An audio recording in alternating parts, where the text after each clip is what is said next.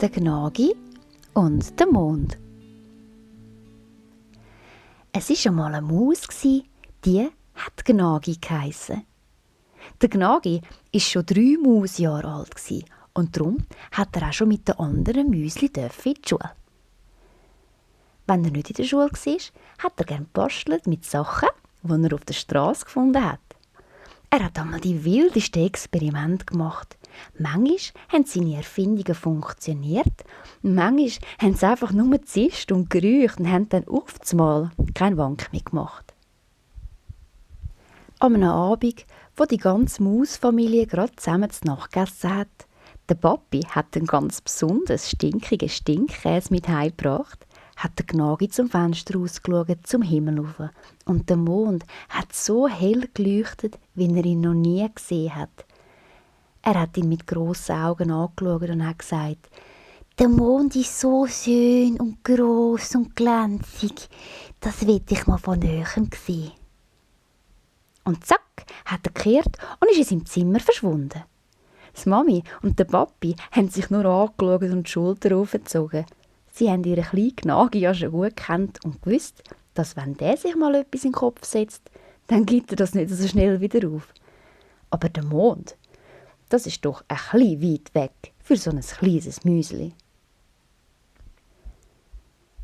Die ganze Nacht hat es aus dem Gnagi im Zimmer geklimpert und geklopft, gehämmert und zischt.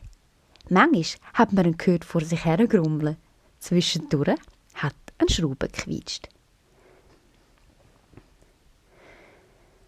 Die ganze Mausfamilie ist am nächsten Morgen am Tisch gehöckelt, ausser der Gnagi. «Wo ist der Bub wieder?» hat der Mauspapi gemurmelt und hat über den Zeitungsrand aus zur Zimmertüre gespienzelt. Plötzlich ist die Zimmertür aufgesprungen und der Gnagi ist ganz verstrubbelt und mit dunklen Augenringen rausgekommen und hat gesagt, «Hä, ich fliege auf den Mond!» Dann hat er gekehrt, ist direkt ins Bett gelegen und hat den ganzen Tag gepfuset. Weil Sonntag war und sowieso niemand arbeiten musste oder in die Schule, haben sie ihn dann schlafen lassen. Wo der Gnagi gut ausgeschlafen hat, ist er dann zu seinen Eltern und hat gesagt, «Kommt schauen, ich habe eine Rakete gebaut zum Mond. Mutter, pack mir noch ein Zuckerbrötchen, ich will nachher grad los.»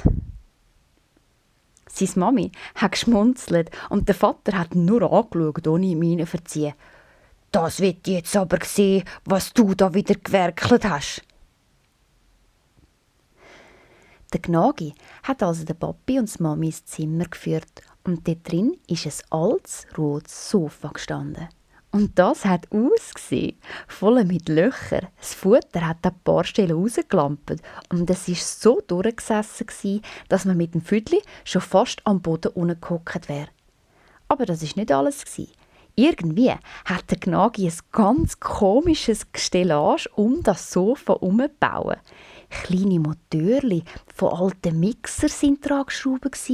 Etwas, das ausgesehen hat wie ein altes Auspuffrohr, hat hinten rausgeschaut und eine alte Giesskante mit einem Glöckchen dran ist über dem Sofa an einem Stab gehangen.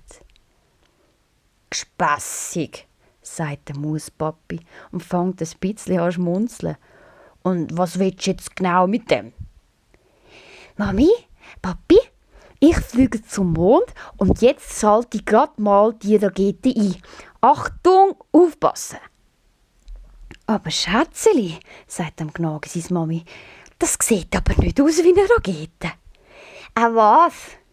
hat der Mausbub nur gesagt und abgewunken, als könnte das nur jemand sagen, der überhaupt nicht rauskommt. Der Gnagi geht zum Sofa. Auf der linken Seite hat es einen grossen grünen Knopf gehabt und der Gnagi hat langsam drauf gedrückt. Das ganze Sofa hat angefangen zu rütteln und bibbern. Es hat gerochen und gestaubt und das ganze Maushaus hat geschüttelt und plötzlich ist es still geworden. Das Sofa ist in der Mitte vom Zimmer etwa 20 cm ab Boden geschwebt. Einfach so. Mucks, Müsli, still.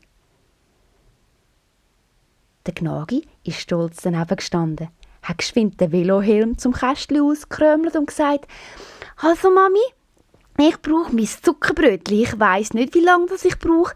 Ich bleibe aber nicht lange da oben. Ich will nur geschwind schauen. Und so ist er aufs Sofa gekresselt, während seine Mami ein Zuckerbrötchen streichen. Sein Papi ist in dieser Zeit immer noch im Türrahmen gestanden und hat ungläubig den Kopf geschüttelt. «Du bist mir eine. Das glaubt mir keiner.» Und da ist auch die Mausmami ganz nervös zurück ins Zimmer gekommen und hat ihm das Brötchen in einem Papiersack in die Hand gedrückt. «Pass mir aber auf, Bub!» «Ja, ich passe schon auf», ruft er über den Lärm aus, weil er gerade am Glöckchen gezogen hat und das Sofa hat wieder angefangen zu rütteln und rumpeln.